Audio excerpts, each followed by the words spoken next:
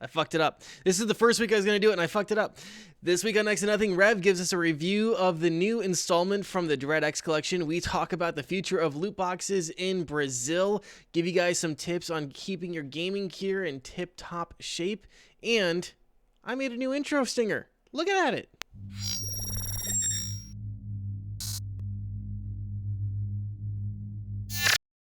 Isn't that pretty cool? That's fucking cool, isn't it? Right, guys? Right? It's Right? fucking cool, dude. So fucking cool. Extra nut. Let me just fillet myself on that. Hello and welcome to Next to Nothing, a podcast for gamers on a budget. I am your host, Danny K. With me, as always, the wonderful, the beautiful, the Mr. Greenlee. Green, how you doing?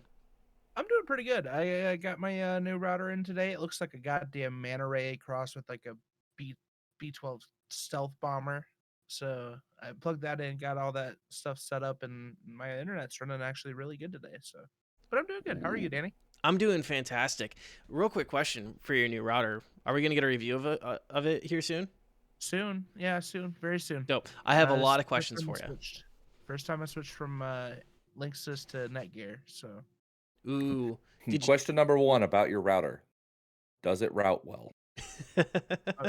we will find out very soon.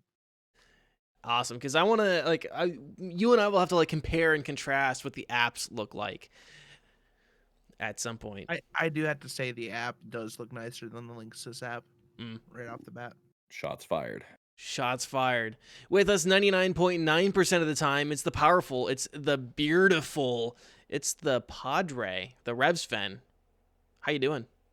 Oh, I'm doing well, man. Stressing myself out over trying to meet fake deadlines that don't even exist. My goal was to get all of the DreadX videos out today, and I'm just like, why? Why am I putting myself through so much pressure when I didn't even start playing it till yesterday? But aside from that, it's I'm doing good. I've got everything done. I'm just doing some exporting now, and I'll be good to go. Yeah. You know, I kind of wish I had a life where I had fake deadlines. Jeez. It's fun. It's fun. I don't understand how I'm in such a stressless environment and I somehow manage to just add stress to it. It's like, you know what? I need to treat this like a real workplace. I'm going to make myself hate it. The house is burning around you and you have the coffee mug. This is fine. This is fine. It's fine. His fine. Giant 1 gallon water bottle. This is fine. Well, we appreciate all of you guys who are watching and listening and joining. If this is your first time with us, we hope you guys enjoy and get a lot of value out of the show. If you miss any part of the show, you can find us on YouTube, Spotify, Apple Podcasts, Google Podcasts, and everywhere podcasts are found. Every week, we do have a question of the week. If you guys want to answer that in the live chat, or you guys can leave it in the comments of the YouTube video, or you can even tweet at us. And the question this week is, what is the dirtiest part of your gaming rig? What is the dirtiest part of your gaming rig? And I don't mean the hard drive where you keep all your adult content. Okay? Such a naughty hard drive. Why the fuck am I getting called out, dude? We haven't even been live for 10 minutes and you're already attacking me like this? What in the fuck, dude? I mean, dude, just the shit I saw on that hard drive. It haunts me. It haunts me every night. I can't unsee it. Don't kink shame me. So yeah, let us know in the live chat, in the YouTube comments, or you can even tweet at us. Tweet at me at Danny K, DANIECAE.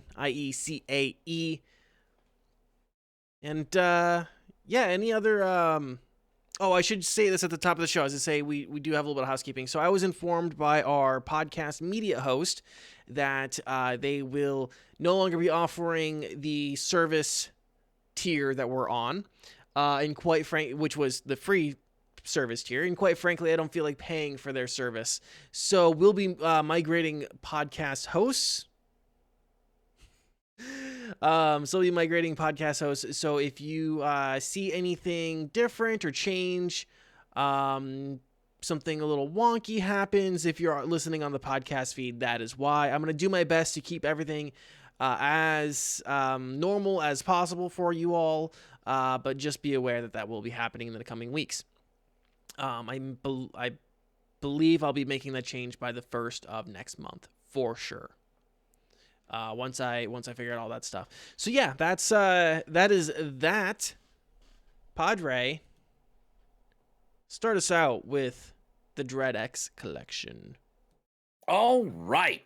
First and foremost, full disclosure, I was provided a key for this game, early access, and I tried to push it to the very last minute because I was given the disclosure with it that there were a few bugs still remaining that they were trying to get worked out before launch.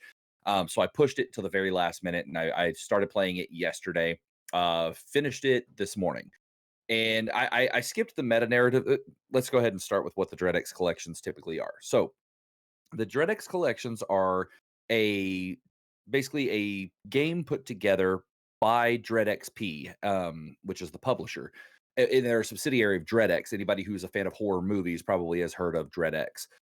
Anyway, so DreadXP takes these indie devs and says, "Hey, do you want to be a part of this? If so, we're going to have you put together a whole small indie horror game in 10 days."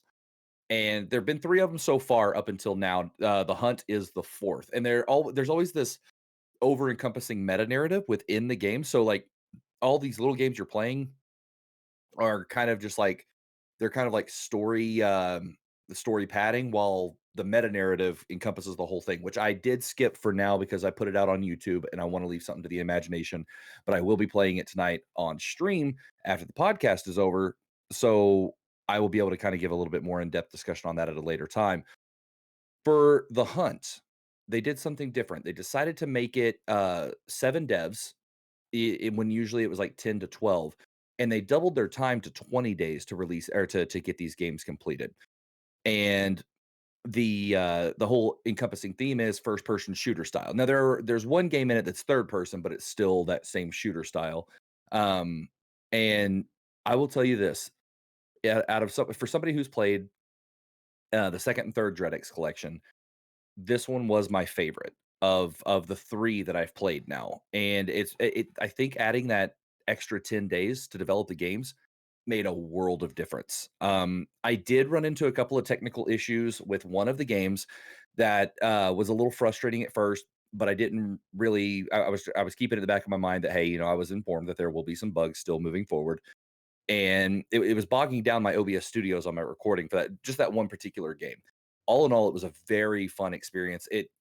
I each game ran anywhere between 30 minutes and an hour. I don't think I went over an hour on any of the games, which is different because I know on DreadX 2 and 3 there were a couple of games that I went about an hour and a half to 2 hours on, but the overall, like, just what I was able to do still gave me a full play time of like 6, almost 7 hours. So it was a lot of fun, and I can't wait to actually get into the meta narrative. But if you're watching this on the screen right now, you're seeing the first video release, which is called Axis Mundi. Now, Axis Mundi is done up almost like a fatal frame. I think that's how you pronounce it. I don't pretend to like understand language and whatnot and how things are pronounced, but this one was done up like a fatal frame style where there are ghosts and stuff that you get rid of using your camera. And you also there's some kind of like time traveling aspects to it. It was a ton of fun. I actually really enjoyed the storytelling in this one. It had a kind of a personable story. A few little kind of like little quick jump scares that weren't like necessarily designed as jump scares. I was just in the wrong place at the wrong time and got maybe just peed my pants a little.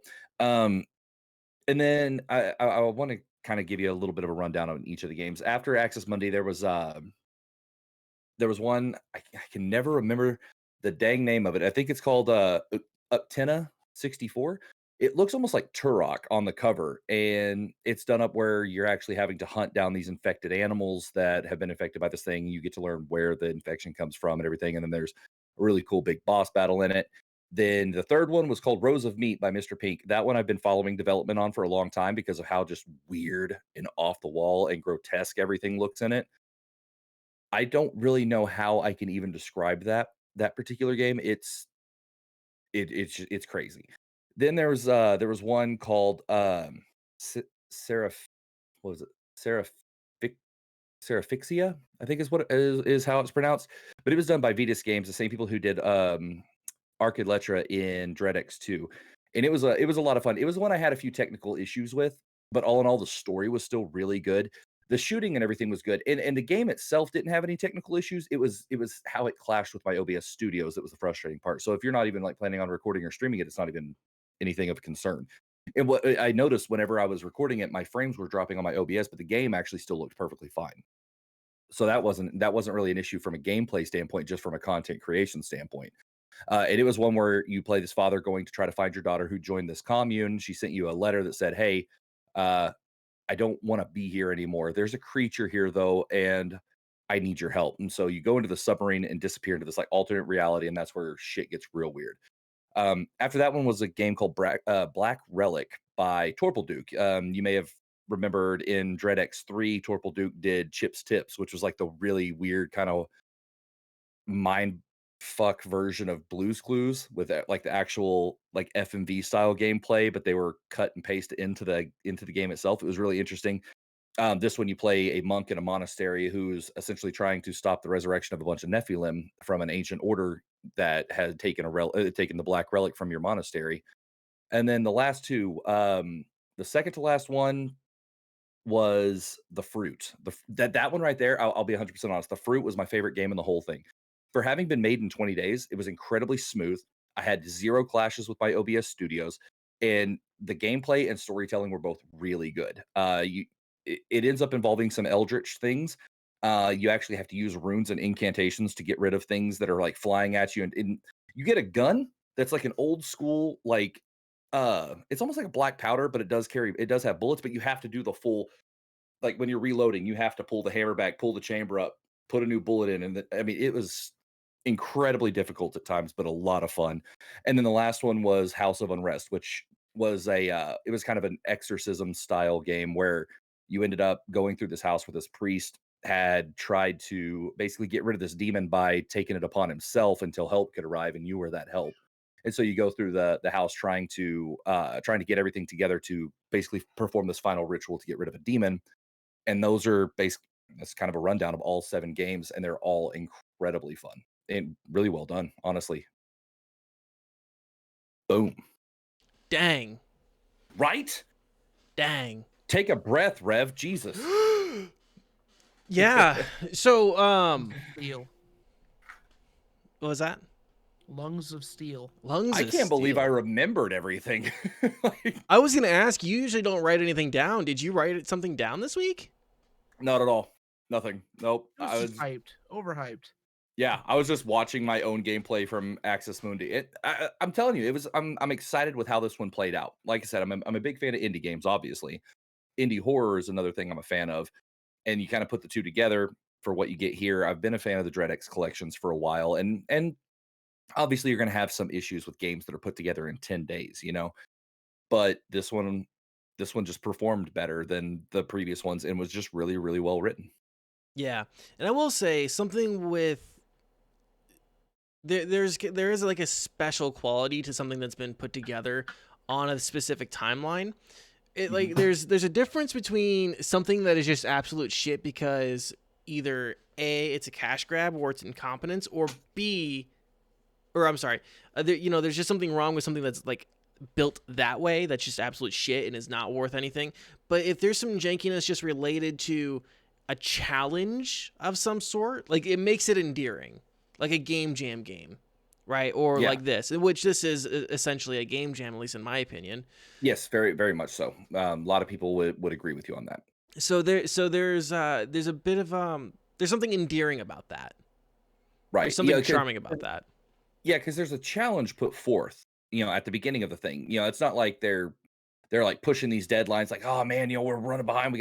They sit there and walk up and literally, when they get ready to sign up for this thing, like, hey, do you want to be a part of this where you have this amount of time to put a game together? And it's like, yeah, let's do it. We want to see what we can do in that amount of time. It's funny because it's almost like with that little amount of time, you think it kind of resembles like a crunch type situation, but it's not really crunch because it's part of their own challenge that they've given themselves purposefully. And I think it's cool. Yeah. So which of these games so far has endeared you the most, would you say? Are we talking out of the collections or out of every game from the collections. Yes. Let's Okay. start with this particular collection, and then kind Okay. of look over the series as a whole. Okay. So while performance wise and writing wise, I felt like the best game was The Fruit. Axis Mundi was the most endearing to me because of how different it was. It had all this lore behind it that you could actually recreate by pulling pictures out of this journal, and you recreate those pictures in your environment. You unlock a piece of the lore, and I liked it. It was a lot more chill for being like a horror and shooter style game with the photography and everything, and the story it was telling in the background was very endearing. Now, if it comes to out of every game I've played out of all of the collections, um, that does make it a little bit tougher. I would have to say, honestly, endearing wise, Chip's Tips from by Torpal Duke from DreadX 3, because it was like a side scroller. Everything was made with real stuff when it comes to the characters, but they were plastered on like a fake background. It was like Blue's Clues, but with very unsettling horror elements. And then there was a room where a bunch of wizard rats were having a dance party. So that was that. That was really cool. But I think if I had like and again that comes to when it to being endearing. If I had to pick an actual favorite game out of all of them, there was one called Submission in DreadX 3. It was it was really interesting because it was built around the idea of developing a game but doing something wrong in developing that game, and you actually have to like semi code in that game, but if you put things together wrong, then shit really goes sideways and it turns into like demonic donkeys and all kinds of stuff coming at you. It was a really interestingly done game. So I'd say out of every one of the DreadX collections, my favorite game out of all of them so far was Submission from DreadX 3. Yeah. The next question I was gonna have, because DreadX collections are always horror based. Mhm. For this one, how would you best describe the horror? Is it spoopy? Does it like get you the jump scares? Is it more creepy? Is this a game that Green Elite would be able to play? So I would Really, is say a good way Green. to phrase it. I think Green would be able to play it. There were a couple of games that had a little bit more of like an actual like jump scare slash like kind of trippy vibe to them. But in the end, it wasn't necessarily as scary as it was built around horror elements. You know, the idea of demonic possessions and the idea of ghosts and mutated creatures, while not inherently being scary in themselves, are horror elements type thing. And a lot of the games in this one kind of felt that way because they are also like first person shooters, and that for me personally, if you have a weapon in your hand, the game becomes way less scary. I don't know what it is. It's always been that way for me. And there was no real like survival horror element to any of it. It was all like actual like FPS horror. And so to me, it nothing about it was necessarily scary. So I think I was actually telling Green before the podcast started, I think you would actually enjoy some of the games that were involved in this. Yeah, so definitely something I'd be willing to try out. Yeah, it's enjoyable. I want to see what the overarching meta narrative is now, like the whole encompassing one. Because the way they're built, they're actually so the DreadX collection itself is a launcher. So whenever you go in and you go to click to play one of the games, it does launch the game in a separate window. And so anything that's not launched in that separate window is obviously the overarching meta narrative, and that's where I'm still intrigued to see where it goes. That may be scary as hell because it takes place in an Arctic base called Arc 2.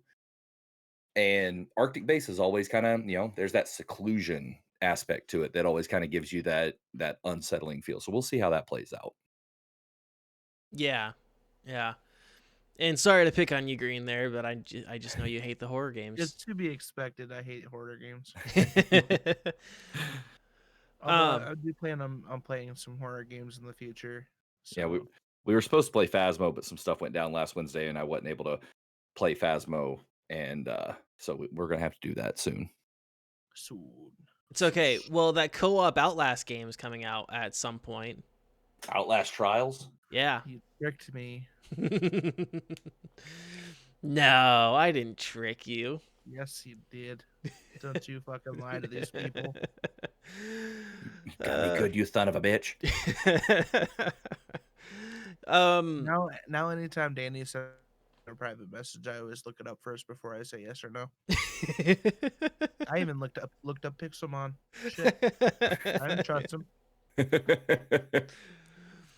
um, yeah, I was gonna ask what happened with the Phasma stuff last week because I was really wanting to see that, but I guess maybe later this week, huh? Yeah, quite possibly. Hopefully soon. I forgot to make an announcement in my thing saying that it wasn't, didn't happen. So Yeah, Yeah. I'll give you the kind of quick rundown what happened. I was finishing up Everhood, and the ending of that game it took a lot longer to finish than I thought.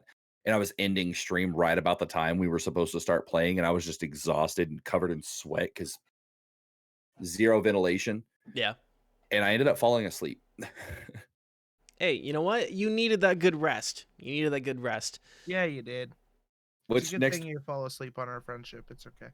yeah, oh, dude, don't feel that special. I fell asleep on all my friendships. I got accused of quote unquote oh, what? Actually, I can't even quote unquote it because I don't remember exactly what he said. But my best friend from high school talked about how I bailed on him to hang out with Wingles. I'm like, the dude's living in my front yard. I didn't. You could have come down to hang out. Wow, that sounds like a real personal problem. I like sleep. So that was the Dread X collection hunt review. You know what the game industry is dreading? Ooh, I like this. I like where your head's at. Go for it. The fact that Brazil might ban loot boxes. Ooh, EA, get fucked. Yeah, so in Brazil, the National Association of Child and Adolescent Defense Centers, or ANSED, has launched an inquiry aimed at banning loot boxes in the country. In Brazil, gambling in all of its forms is illegal, and this authoritative body is arguing that the randomized monetization mechanics are a form of gambling. They are, of course, targeting the usual suspects. You guys want to... Don't look at the show notes. Don't look at the show notes. I was already looking at them. Damn I already it. called one of them out, though. Yeah, you did. I called one of them out before I read them. Green. I also looked at the show notes. I should have said it Kinda for... obvious. Yeah, EA, Riot, Activision, Tencent, Ubisoft, EA, Activision, EA 5 times X5. Riot. um, so Star loot box. Oh, is that no, never mind. Never mind. If the ban is passed, they would introduce fines that would be roughly $706,000 daily for non-compliance, which is a pretty fucking penny. Yeah. Yeah. That's a good chunk of change daily for non-compliance. That's a lot of damage. That's a lot of damage. My question is, though, do you think they make enough money in Brazil to maybe be willing to take that hit? I doubt it. I don't know. For me, that's a tough one to say, really. Mm-hmm. That's daily too. Like, I could see him maybe making a few million in Brazil a year, but not enough to offset the $706,000 per day for not being in compliance. Yeah, I would say they'd probably end up just pulling. How can they enforce that though? Like, legitimately, like, if the, like, let's say it's a US based publisher, right? Like EA, and they have this fine set up in Brazil. Can they technically enforce that because it's not a headquarter in Brazil? If they don't pay the fine, I assume they would probably pull production on imports of the games. Yeah, like they could regionally block them for not paying fines. I could see EA or Activision being like, "Fuck you, I'm not paying that shit." Like, I don't know. Oh yeah. I don't know exactly. It could be enforced through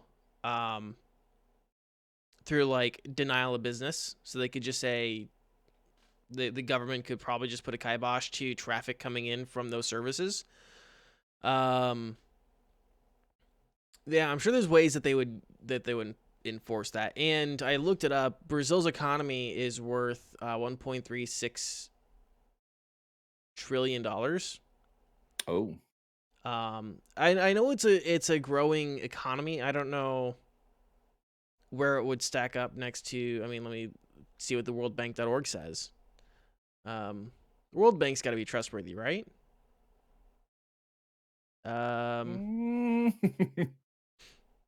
you would hope so. One would hope. Let me look up the CIA World Fact Book. They've got to be. They've got to be trustworthy, that's an right? economy as a whole, though. I mean, that doesn't account for how much they actually spend in video games. Yeah, their spending habit could be different, but if it's a large enough economy, they don't want. I don't think anyone would want to necessarily be locked out of it. I know it is one of the world's fastest growing economies. Yeah, I don't know how necessarily enforcement would go. I didn't know that gambling was wholesale illegal in Brazil. I didn't either. That's really interesting. Yeah, that was really interesting to me. Why am I not finding it on the CIA World Factbook how large their economy is and the national medium? Okay, GDP growth, inflation rate, credit ratings, real GDP official per capita. According to this GDP per capita 2019 estimate, would be $14,000, 652. Daily? I think that's their yearly. Oh, yearly. Mm-hmm. I think that's what the average person makes per year.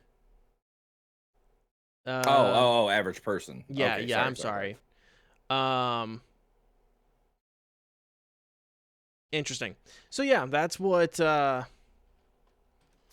that's what's happening in Brazil. I'm going to be surprised if that doesn't happen. Agreed. I mean, if gambling wholesale is illegal there, I'm sure they're going to get rid of it because the last thing they want are our kids developing gambling centric habits. Yeah. Which also, when I was researching this story, I did see a few others. I didn't add this to the show notes, but I did see more studies in the UK are just affirming the things that we've already talked about when it came to studies in the UK on this particular topic. Yeah. So science is being science. Fucking science, dude. And reproducible results are being found, which means there's a strong correlation between loot boxes and problem gambling behavior. Going on to our next topic real quick, and then we'll take a break after this. I'm sorry, guys, but we have some pretty bleak news. Very bleak. Very bleak. The bleakest. Yeah. Especially for people like Danny who don't like to listen to their friends. Listen here, you son of a bitch. Let's turn my light down. Just gonna go on ahead. Do the flashlight below you. Yeah. So according to NVIDIA, during yesterday's shareholder event, which, by the way, they had a big event yesterday. The reason we're not talking about the rest of the event is because it really isn't worth mentioning. It was mostly stuff for servers and other things like that. They were talking about their dedicated WAM to the servers. Dedicated WAM. Yeah, no, they announced like a new CPU. I think it's called like the Grace or whatever, and it's for servers. It's not really something that your average consumer who would be listening to our show would be looking at getting. Okay, so yeah, yesterday I had a shareholder event, and NVIDIA believes that supplies may not come up for a while. Quote, overall demand remains very strong and continues to exceed supply while our channel inventories remain quite lean. We expect demand to continue to exceed supply for much of this year. We believe that we will have sufficient supply to support sequential growth beyond Q1, is what Colette Kress, CFO, wrote in a blog post. Although I did see some notes in the article from PC Gamer that Acer is giving us a small ray of hope. And they said that shortages could ease up by the second half of this year if the supply chain strengthens. But that's a big if and could. If and could. Yep. Very if and could. If and could. I'm gonna keep using that. The most if and could. What does that mean, Danny? If and could.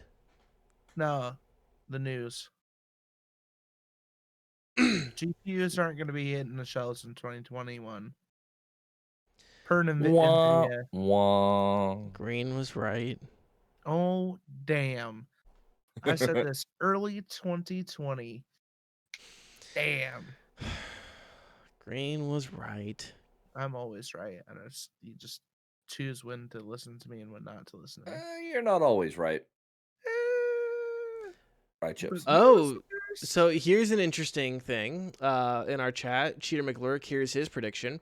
As the Ethereum blocks become more difficult to mine, we'll see more of those used cards hitting the market, especially when the Ethereum 2.0 staking process starts to take hold. That's a prediction from our very own Cheater McLurk, who, I would trust him. I would trust him on here first. Yeah, I would trust Cheater. He is a tech professional. Those are not words that usually go together. What? I would trust Cheater. I would just Cheater. True. If it doesn't pan out, make sure you at him and not at us. No, at me. I don't know if Cheater's on Twitter. At me, and I will tell Cheater. His landlord is one of my really good friends, so I'll just tell his landlord to evict him. There you go.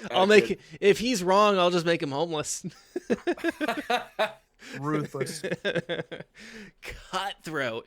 All right. Let's go on ahead and take a quick break, and then we'll come back and talk about PC maintenance tips. Stay right there. We'll be back in 2 minutes. Are you a coffee lover? Do you need a little pep in your step in the morning? What about knowing where your coffee comes from? Is that important?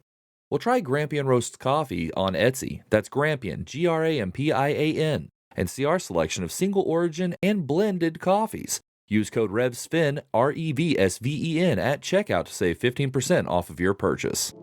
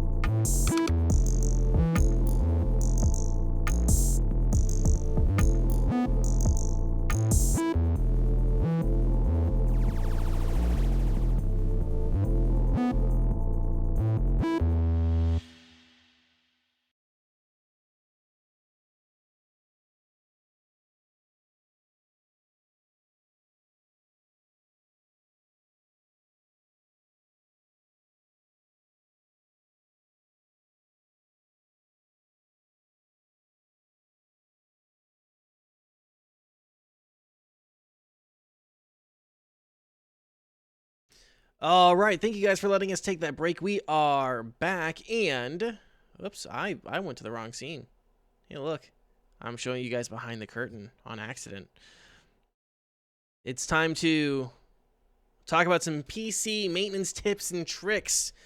So with the shortage, and the general state of the market, we thought it would be a good idea to take some time to help you guys out with keeping your existing machines in tip-top shape and running a little bit longer for you and a little bit better.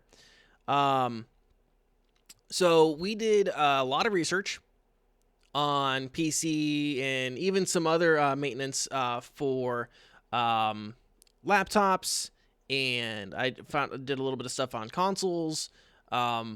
We're gonna break it down into some general things that you want to do, and then some more specific things that you're gonna want to do. So the first general thing I want to talk about is some supplies that you're gonna need, especially if you plan on doing any of the work yourself, which you probably should know how to do if you own your own PC. So first things for supplies. There's probably some debate on this, and I will gladly hear debate, but the first thing I would recommend is an anti-static wrist strap. Especially if the environment that you're in is prone to static, like places that are dry, carpeted rooms, stuff like that. Green looks like he has a very... I feel like he wants to debate me on this. I shouldn't. No? Anyways... For sake, yes. But be a man. Working on electronics, don't wear an anti-static wristband. Be a man. So the question is why would you need an anti-static wristband? The thought is, well, it's scientific fact that electrostatic discharge can kill electronics. It's happened. It's happened. It has happened.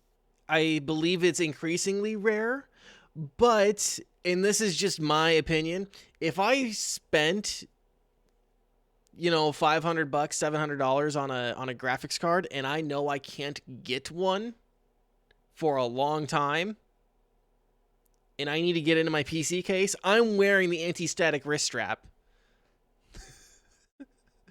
For cheap as it is.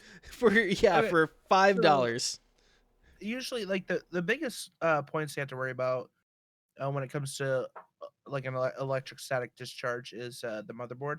Yeah, because it has a lot of open PCB. Mm-hmm. So at that point, that's why like if you watch a YouTube video where they're putting a PC together, they usually put the motherboard on the motherboard box because cardboard isn't conductive to electricity. Yeah. So that's when you always follow the guideline. Make sure you put it on something that is not conductive. Mm-hmm. Make sure that you thoroughly discharge yourself. Like, let's say you take off your sweatshirt and you're wearing a fuzzy shirt underneath, or you just got out of your cozy bed with like a very fuzzy blanket to work on your brand new PC and put the CPU and the motherboard. Make sure you discharge yourself. Yeah, and you discharge yourself. For those who don't know electrostatic science, you just touch something metal, right? It's that classic. Just ground yourself, yeah. Yeah, it's that classic. You zap yourself when you touch a metal doorknob or something.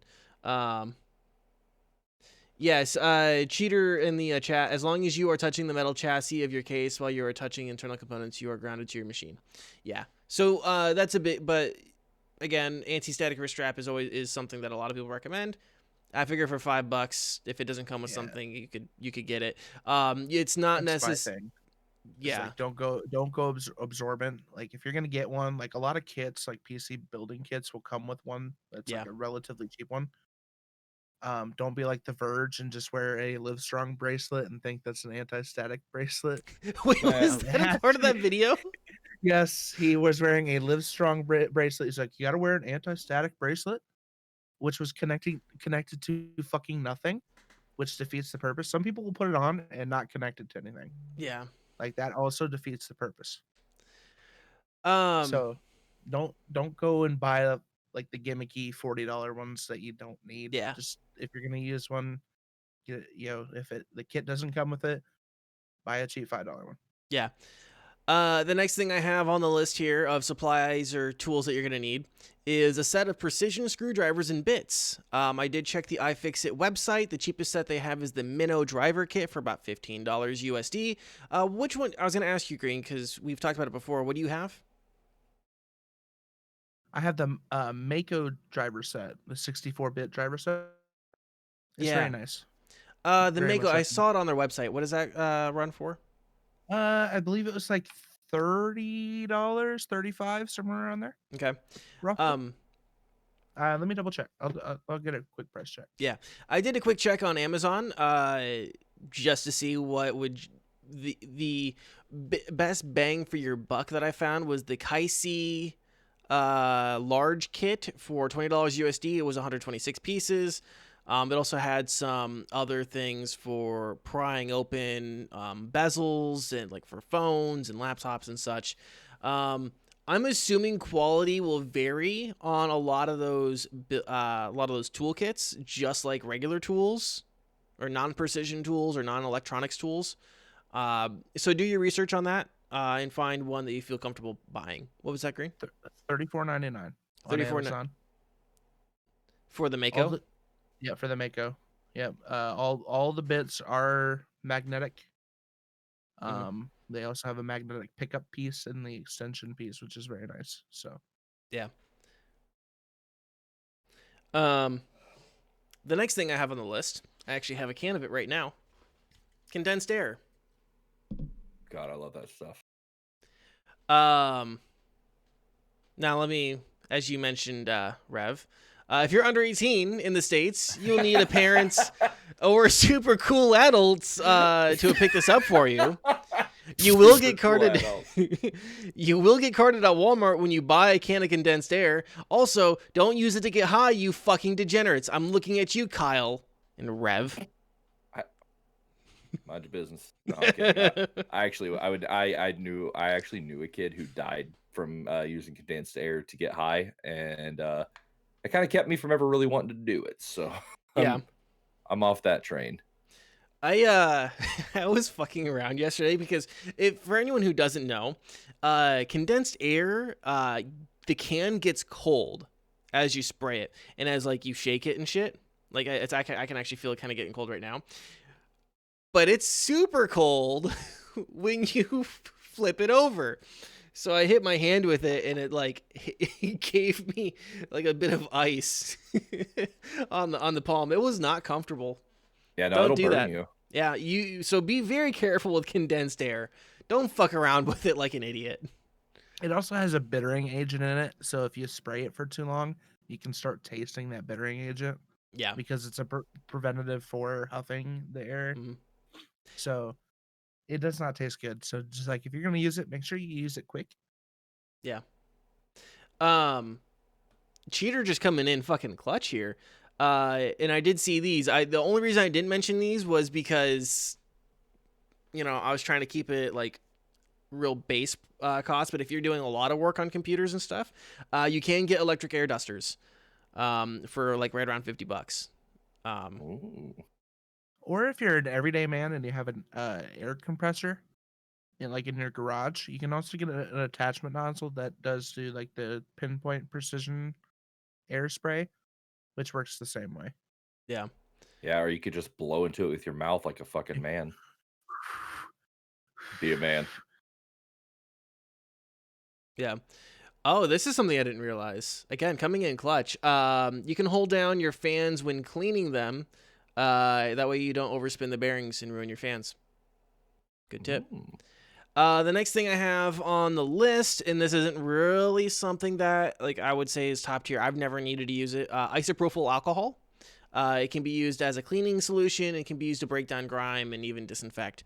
And I'll talk about what you would use that on later on. But you can get that in varying amounts. I've never actually had to buy isopropyl alcohol. I'm assuming you get carded for it, so you might need you want 70%. Yeah. Preferred. I've used it. You always want to keep a bottle. Like I would recommend buying a bottle of alcohol, like isopropyl alcohol, just because not only can you use it for when you're replacing stuff, but it's a good like first aid equipment at Yeah. home. It's So, otherwise known as rubbing alcohol. Yeah. Yeah. And it can be used in a lot of different cleaning solutions, which this is the former janitor speaking. Never mix a chemical with anything other than water. That's how you So, create Yeah. mustard bleach- gas. I was about to say bleach and Mustard. ammonia. Bleach. Damn it, Peggy, that's mustard gas. Whoa! There's a whole episode of King of the Hill about it. Yes. Never mix a chemical with anything but water. Okay, Or that's orange juice concentrate. The next thing on my list is thermal paste. One thing I can suggest is get a higher quality thermal paste than what comes with your CPU. Is that the Corsair thermal paste? It is Corsair, the TM30. TM30, yeah. Not quite as spritzy as the what's it, the 40, I think. Mhm. But I mean, it does work. Yeah. So the first thing really is you want to keep that on hand. You generally shouldn't need to replace it more than every few years. That was according to some of the reading I was doing. That kind of depends on your environment, your own computer, and stuff like that. But if you are swapping any CPUs with coolers at any time, always just replace it. Don't reuse. Yep. Never reuse. Once you break that plane of it being compressed in the cooler, always just reapply. Yep. That's exactly what I was gonna say. Anytime that you're Oh, sorry. reinstalling a cooler, you'll want it. No, exactly. Knock knock. Who's there? Interrupting cow. Interrupting Kahoo. No. I have a few more things here that you might want to keep around for doing any sort of maintenance on your devices. One thing is a screen safe cleaner, wipes or a spray. If you use a spray, make sure you have a microfiber cloth. Also, and I'm gonna probably get redundant with some of this shit. Don't spray liquids directly on your devices. What? Yes. So I also actually, when it comes to the screen safe, so the wipes, I actually bought. Where's it at? Where's my box? Here it is at Walmart for like $6. Comes with 50 wipes. Now these are like little. I mean, the wipes themselves come in packages that look like fucking condoms. Moist Towelette. towel. Moist towel. Yeah. Also, shame on you. What? You're ruining the environment, sir. For those, I'm sorry. Just get a microfiber towel and a spray bottle. Yeah, fair spray enough. water directly on it. Yeah, I heard you can use Mountain Dew as a lens cleaner. Yeah. It's just a little sticky. Another thing you might want to keep is disposable gloves. Just plain non-powdered nitrile gloves. Damn. for some little things. That is the one thing that we've had on the list that I don't have at my desk. Is disposable nitrile gloves. Yes. And yeah, make sure if you're gonna. I honestly have never really needed gloves on working on any of my stuff, but if, if it's something that you want to do, it can help kind of keep things cleaner, prevent getting grease on your filthy human fingers on shit, and whatever else. Make sure it is the non-powdered gloves though. So I did some quick math. Depending on where you are, where you're ordering things, you're looking at maybe somewhere between $55 or $65 American total for a decent starter set of stuff.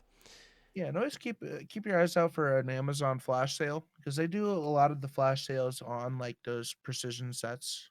I would like to also throw in something on that Amazon thing. Keep an eye on Amazon.com/overstock. It's a whole separate website that's connected to Amazon that's strictly their overstock deals. And I noticed last week there was a lot of interesting, probably useful things on there. Was it Overstock or Fuck. I don't think Outlet. it's fuck. Outlet. It may be outlet. It may be I'm outlet. pretty sure it's outlet. Are we referring to the same TikTok? Probably. Yes, it's outlet. Sorry. Yes. Absolutely. Yes. Coming in Outlet. clutch. I'm a Yeah. TikTok guy now. Hey. Get on my level. So yeah, some of those things are also consumable, so they'll, you know, there's stuff that you'll probably use.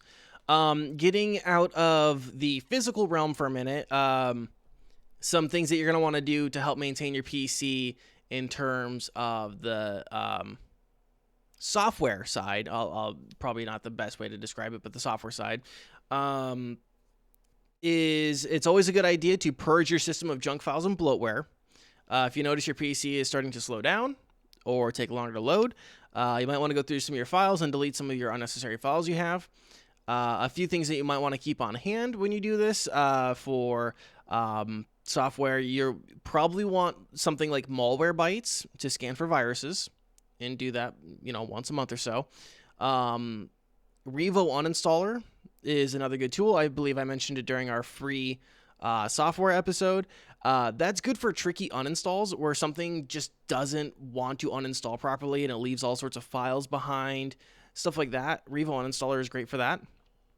For Windows 10, if you go to the taskbar and type disk cleanup and select the Windows app that is built in, this is a really safe way to delete some files because it won't delete anything that's required for Windows to run. Right, you're not going to delete your System32 or whatever doing that. Also, you can defrag your hard drive. Again, you can do this in the taskbar. It pulls up a built-in app. It helps you optimize your drives. If you use Chrome and it's starting to run slow, check your cookies cache every so often to help improve load times. Another thing, especially if you download a lot of apps right away, limit your startups. Don't let too many apps boot up on startup. They can gobble up a lot of resources and drag you down. Myself, I don't let any program run on startup. Like, that's just a general rule of thumb. I will usually go in and make sure that nothing starts on startup for me. Same. Anything that you wanted to add there, Green?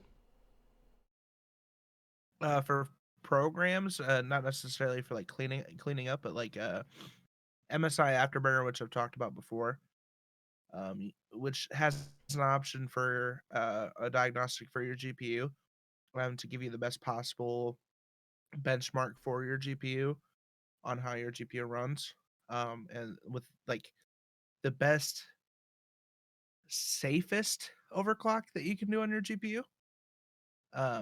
Which no overclock is, you know, quote unquote safe, but the highest possible overclock that they can put on it without putting too much stress on your GPU can actually make a world of difference with GPUs, especially older ones that are, you know, if you never overclocked before, you can actually see some moderate improvements there. And then the userbenchmark.com. I've used this a lot. It's you go on there, you click download, and it will download. It'll run the benchmark, and then it'll tell you how your PC is standing. This is really good for diagnostics because, like, I've had issues with my SSDs and my RAM, not like actually functioning where they could have been. When I built my PC, I forgot to turn on XMP in BIOS, and it was like, hey, your RAM is not running. It's like running 30% less than other users. So it's a really good community tool. You know, just to see how your PC is setting and how much better your PC could be. Not necessarily with, you know, a GPU or new CPU. Like if there's something that's like functioning, that's a smaller part that's still available. I mean, it's always good to swap that out too. Yeah. Something that was mentioned in the chat once again, don't defrag your SSD. It'll do more harm than good. That's kind of one of the points of having an SSD, isn't it? So that way, Yeah. I mean, like, so defragging isn't even a thing. Yeah, which I have an HDD and an SSD right now. Mm-hmm. I don't have an M.2 in my system because it's not new enough for M.2. So yeah, that. But if you have an older laptop or computer that has an HDD, you can defrag it. And that's a really good point. Where SSDs you don't need to defrag. So we've gone over the things that you should have. We've gone over some of the things that you can do regular software maintenance. Let's go into the physical part of a desktop computer. All right, tower, monitor, keyboard, mouse, stuff like that. And I'm going to preface this because I feel like if I don't, someone's going to come and bitch to us. You didn't say not to do that.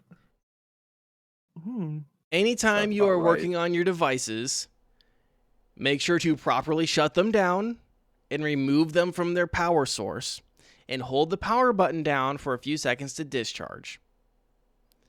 Never pour or spray liquids directly onto your devices. And before performing any maintenance, be sure to do some research on the procedure you plan on doing. Do not fill your desktop with beans.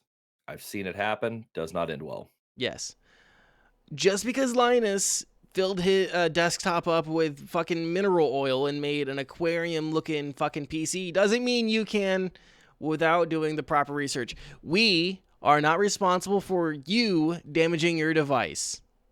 Take everything we say with a grain of salt and do your own research. Good? Good? Be a Sounds man. good. Be a Be a man. man. Fill So- your desktop with beans. Be a man. So inside the PC, lots of dust, hair, and other materials can get caught in your PC. So if you have filters on your case, be sure to clean them out regularly. I forget to do this every so often. That can also be done with a condensed can of air. If you have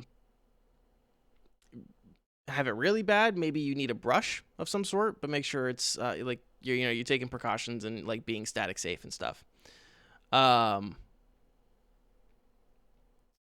Something I currently don't do, but I really need to, is if you have a PC off your desk, right? Like, or, not like on your desk, and it's sitting on something, say like carpet, you might want to get a stand or a platform, for it to sit on. This helps increase airflow and prevents overheating. It also helps, not pull in so much dirt and dust and hair and stuff. And to build off that, make sure that when you if you have not installed your PC yet or built your PC yet and you are building it, make sure that you put the PSU fan, facing to where it pulls air in. I've seen a lot of people put the PSU upside down, and that's not how that works. Yeah. So Here's a great, again, cheater coming in just fucking clutch tonight. Yes, remember to back up your devices, especially if you're making any hardware changes. absolutely.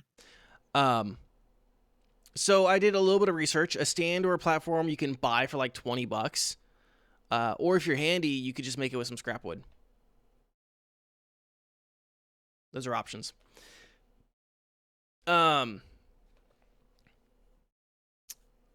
So yeah, another thing that you want to do for the inside of the PC, for your machine is proper cable management.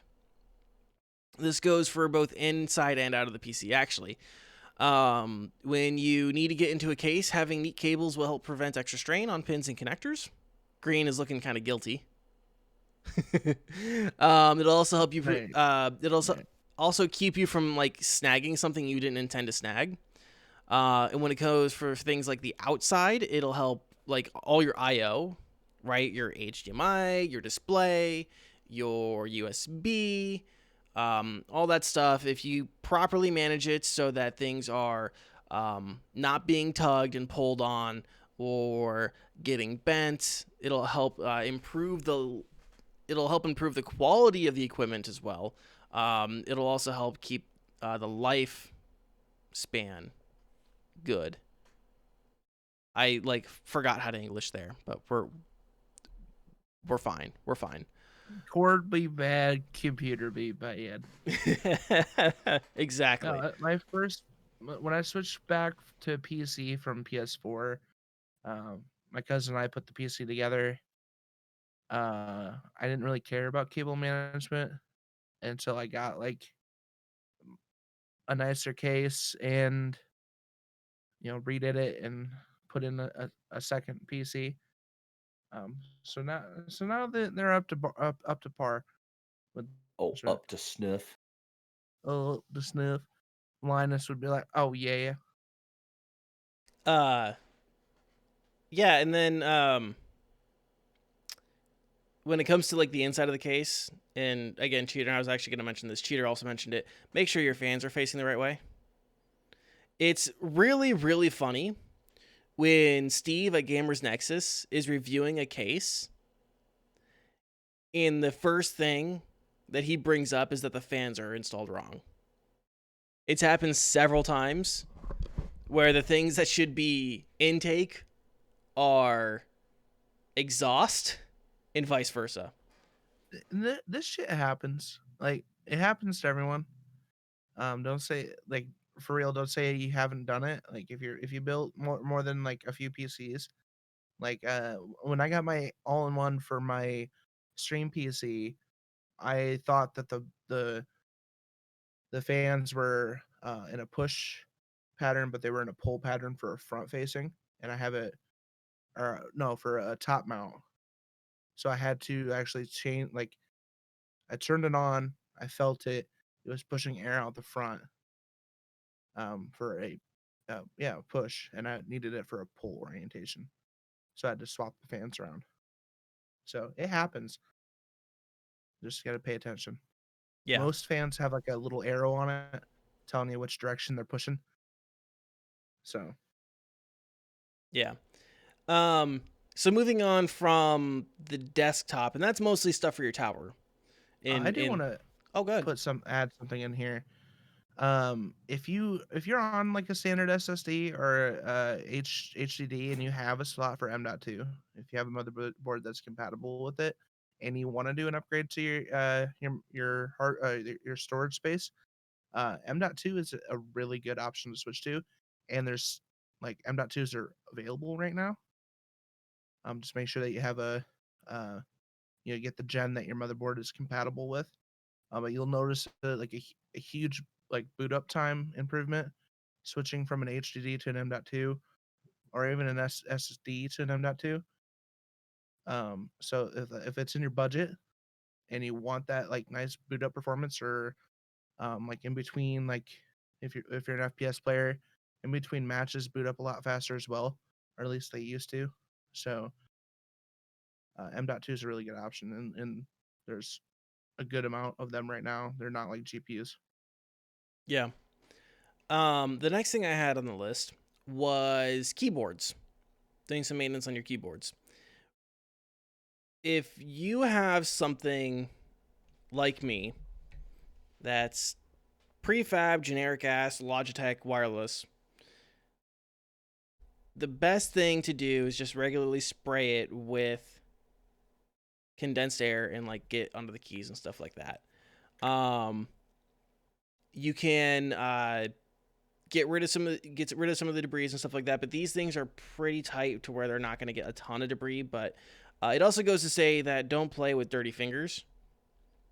don't spill truly on your keyboard. Yeah, don't spill. Are you speaking from experience there?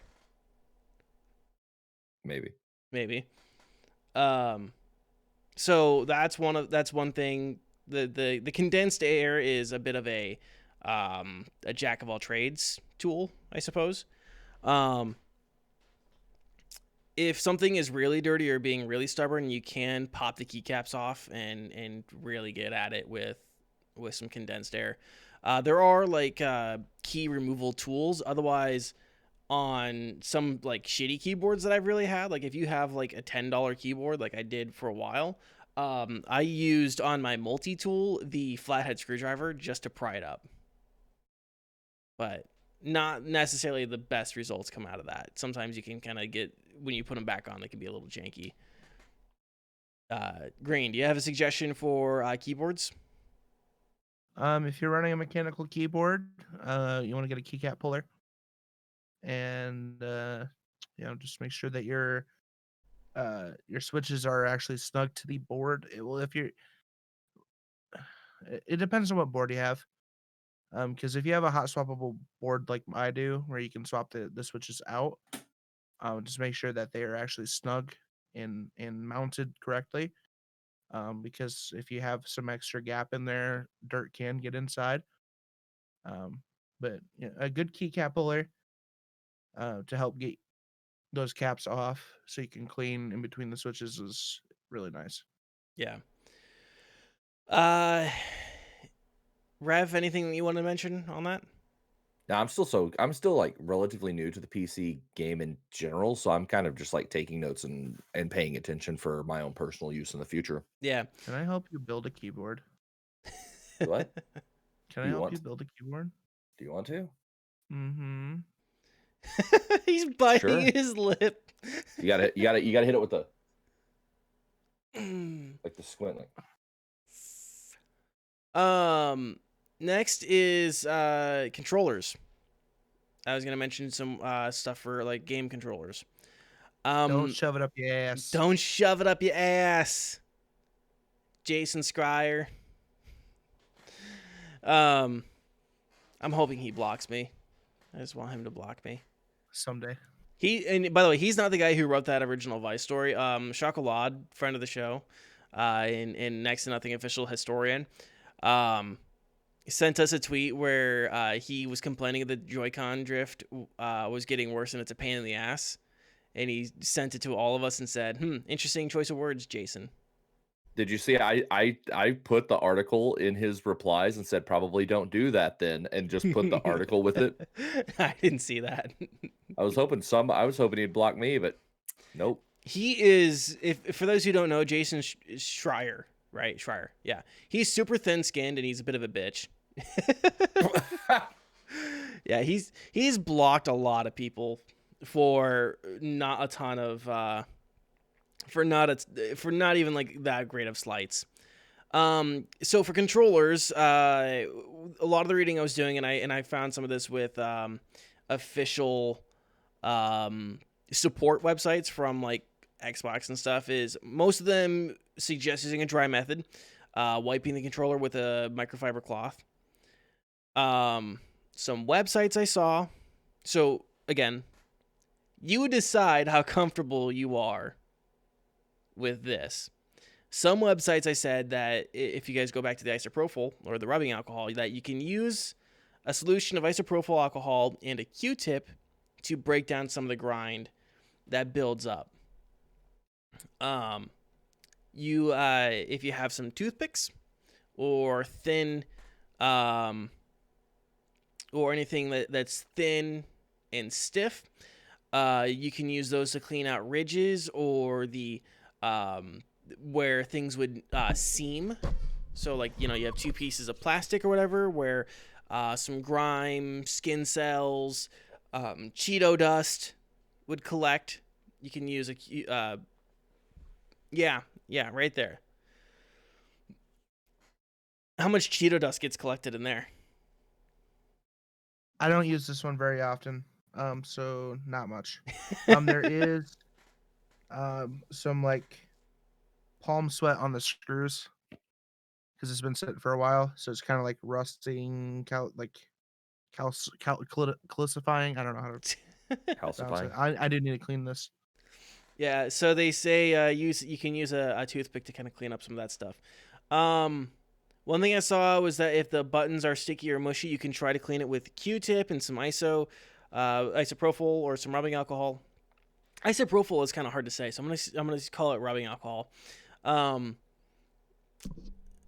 They also said that you could like get a piece of plastic or something thin to kind of run around the edges, around the buttons, to help try to clear up some of the stuff that might be causing it to stick.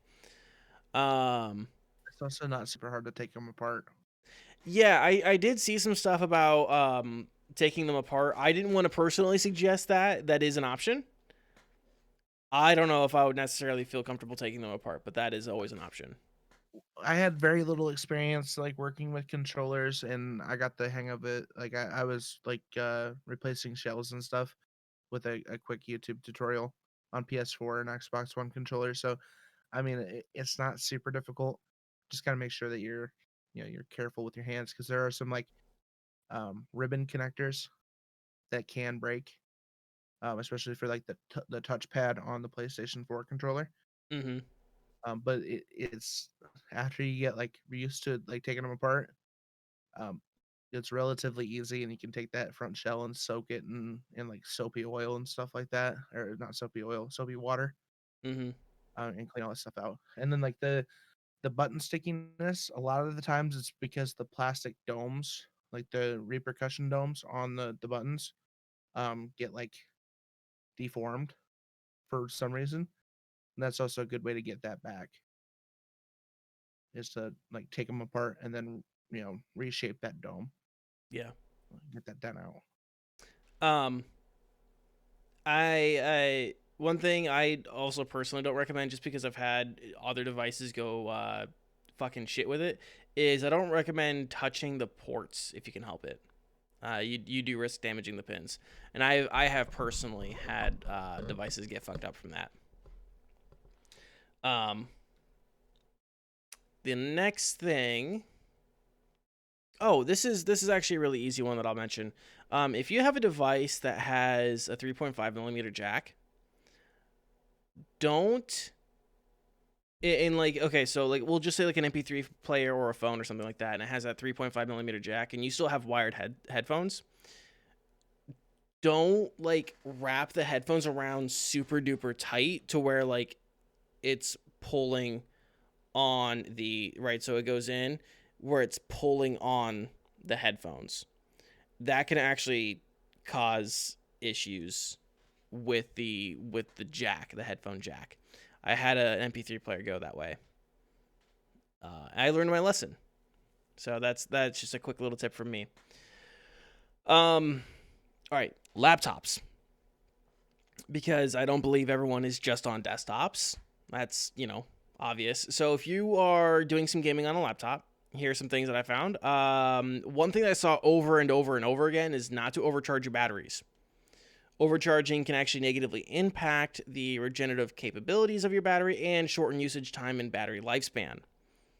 And I believe as it's kind of been happening, replacing batteries is getting harder and harder because of how manufacturers are designing their products now. So that's something to keep in mind. I wonder why they're designing them that way, Danny. Maybe Gee. something that they just don't want anybody else to be able to work on. And maybe people should check out our last episode on that exact problem. So this is something similar to the desktop on the carpet situation. But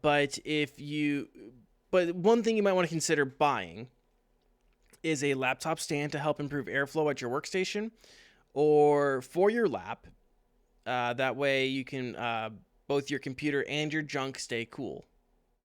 It's very important. Gotta watch the sperm count, boys. Watch your sperm count. Those fan ones are super cheap too. Like, I think I bought one for like $17.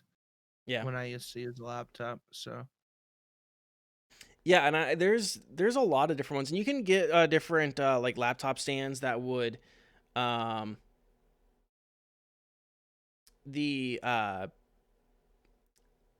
would have like a USB hub on it, or like other cable management stuff, so it would like have like wires, like so you could like run your cable up to it and whatever else.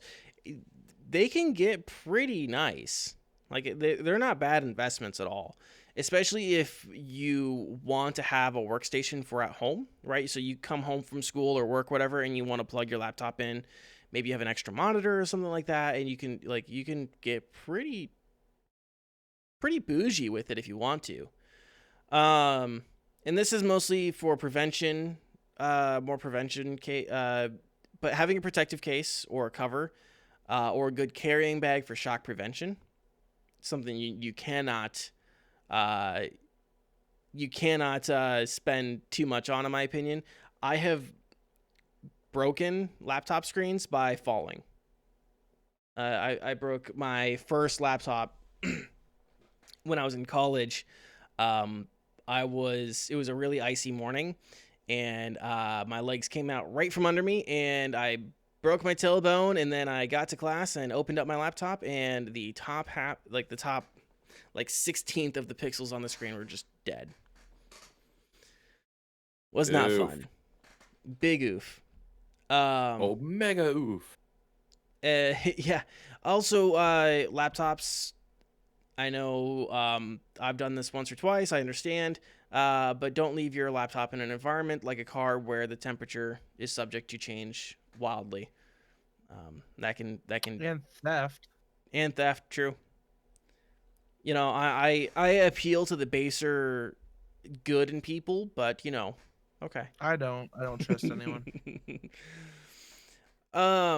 Okay, and while we don't talk about consoles that often, I did do a little research for console maintenance and preventative measures to help keep your console running, especially if you don't want to have to try to find a new PlayStation because yours is dead now.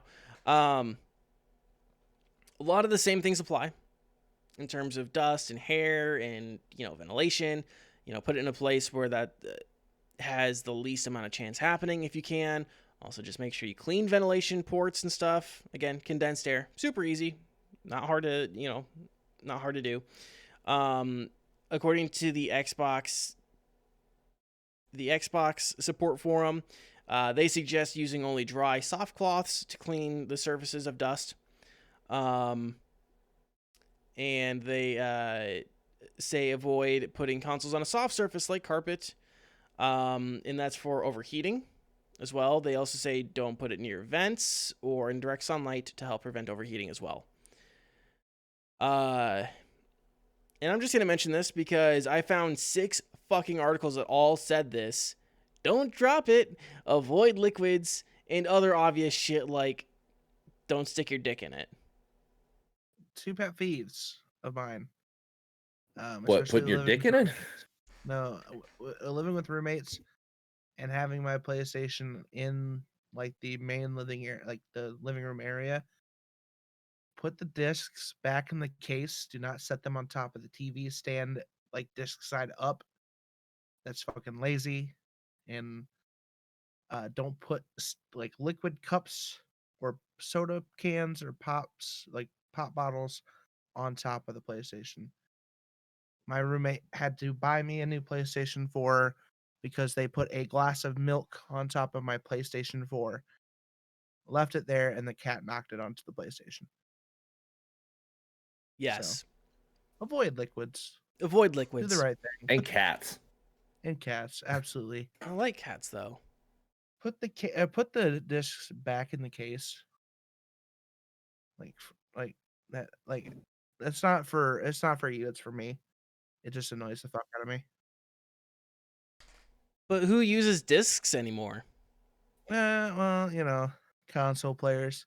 Yeah, especially the ones that like to keep their games. Fair enough. There is like if you can get like SD card holders.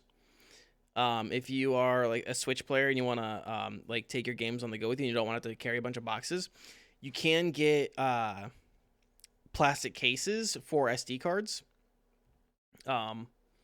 which will help like not rub it against anything and whatever else.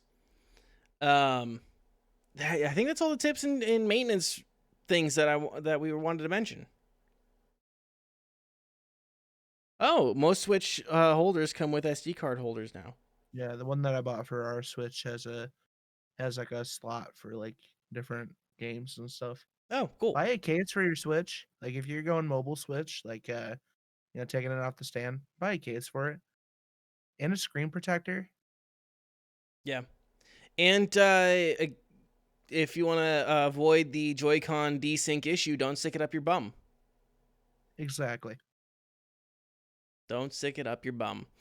Was there anything else that we wanted to mention in terms of like maintenance that people should do? I should mention, do regular maintenance. Don't be like me. Don't be an asshole and like forget to do your regular maintenance on everything you own. Like it does actually help keep things working well and for longer. I haven't had an oil change in 7 years. Is that serious? I'm very curious. I am almost 10,000 miles overdue for an oil change. I The oil's not like filthy, and it doesn't get low, so I'm just like I got it sometimes. I am 2 months overdue and the light keeps showing up, but the reason I haven't gone in to do it yet is because I'm going based on the miles, because I literally drive 4 miles a day. Right. Like at most I drive maybe 30 miles a week. Motor oil does expire. It's synthetic though. I think it's fine. It It does still expire. You'll be all right. Don't let Green yeah, tell you how to live your life. You'll be fine. I go off miles too. Yeah. So So most people do end up like going over the miles before they go over the date. Like Danny, you're kind of in a rare case right now. yeah.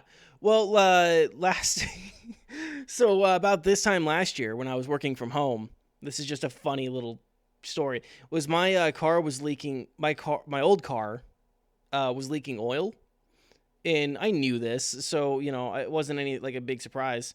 I had to replace the oil in my car because I wasn't driving it often enough because it was just leaking. It was terrible. That car was abandoned on the side of the road a couple weeks ago by the guy who bought it from me. So funny story there. So do regular maintenance. It helps keep things living fast, or not living fast. Keeps things living well and don't burn out fast. That's what I meant to say. Helps you save some money, especially when you can't buy shit right now. Anything else, guys? Anything else? that's it for me. Yeah, like I said, I didn't really have much to begin with because I'm just kind of taking notes and learning. It's as much a learning experience for me as anything. I'm getting harangued in the chat now for the fact that I'm overdue an oil change. Anyways, guys, that's gonna wrap up the show. Green, what do we got going on for you this week? Well, I'm probably gonna be playing some more FPS games, and I might squeeze in an Alien Isolation stream. Ooh. Big. We're gonna go ahead and put a big might, like in all letters, Like an stamped all on it. might. Yeah, all might. But hopefully we'll see. Let's see if I work up the nerve. I haven't even seen the alien yet in that game, and I'm like shaking in my fucking boots. So, but yeah, you can catch me on twitch.tv/Mr. Green Elite. I'm also on TikTok. I'm almost getting to the Rev phase. Yeah, almost a big hot shot on TikTok. Twitter, Facebook, Instagram, all the fancies. Mr. Green Elite. Rev, what do Padre. you got coming up? Oh yeah. Oh shoot. Well, I mean, as soon as we're done here, I'm gonna stream the DreadX Collection Hunt on Twitch with the actual narrative tonight, like the story behind it. And then no later than tomorrow, I'll have all of them uploaded to YouTube. After that, though, I don't know. I finished Everhood, so I'm kind of trying to figure out what my next move is. I'm gonna be streaming on YouTube every Friday. Every Friday night, I'm gonna be streaming like little one-shot games on YouTube. And if things change there, I'll start doing some games to take a couple more. Which this Friday I plan on starting Little Nightmares 2. I'll probably, I think it's about time. I think I'm going to dive into Indie Game of the Year 2020. I think Hades. I'm going to finally dive into Hades. I think that's going to be coming soon. And you can find me everywhere at RevSven TV, except on YouTube and Twitch. You just RevSven. And yeah, I got my schedule. I'm keeping it updated. So if you want to see what I'm up to, you can just look at my schedule tab on Twitch, and you'll find all my information there. Excellent. What about you, Danny? What you got? So I left it up to anyone who saw the poll on Twitter on the next single player of the game that I'm going to play, and it was decided I'm going to start playing Shadow of Mordor on Friday. So check me out there. I'm not sure what all I'm going to be doing the rest of this week. I might default to Pixelmon. There are certain things that I want to do for the podcast that I don't know if I'll get it all done tomorrow night. So maybe Thursday we'll turn that into a creative stream. I'm not sure. But Friday for sure, Shadow of Mordor. And yeah, that's basically all I have planned. It's not like things can't come up. Otherwise, you can find me on Twitter at DaniK, DANIECAE, and on Instagram under the same name. You can find me on TikTok under DaniK Media and on YouTube under that name as well. I have put out a few TikToks. I don't know if people like them. Tell me if you like them. Yeah, guys, that's going to wrap up the show for this week. We appreciate all of you guys for watching and listening and joining us. It means a lot to us that you guys take the time to do that. Don't forget the question of the week this week, which is related to our maintenance episode here. What is the dirtiest part of your rig? What is the dirtiest part of your rig? And again, not that hard drive. I don't want to know what's on that hard drive. That's between you and your mom. Yeah, you do. If you guys missed any part of the show, you guys can watch us on YouTube, listen on Spotify, Apple Podcasts, Google Podcasts, and everywhere podcasts are found. If you guys want to help support the show, you guys can drop a like, subscribe, and leave a comment. But the best way to support the show is by telling your friends and your mom. Tell your mom. Tell your dad. Tell your dog. I bet your dog wants to listen. Sans listens all the time and he fucking loves it. Yeah. That's my dog. I bet my dad's cat loves to listen. I wonder. He's not gonna like this week and shit talking cats. You know, just related, when I was living with my dad and cleaned out the PC, you know how much fucking hair I found from that goddamn cat in my PC? I still every so often will find a nook or something like that apparently didn't get sprayed out properly, and I'm like, that doesn't look like Chase hair. That looks like Lewis hair. Anyways, guys, appreciate you guys. Have a good rest of your week. We'll talk to you guys later. Bye. Kiss it. I love you.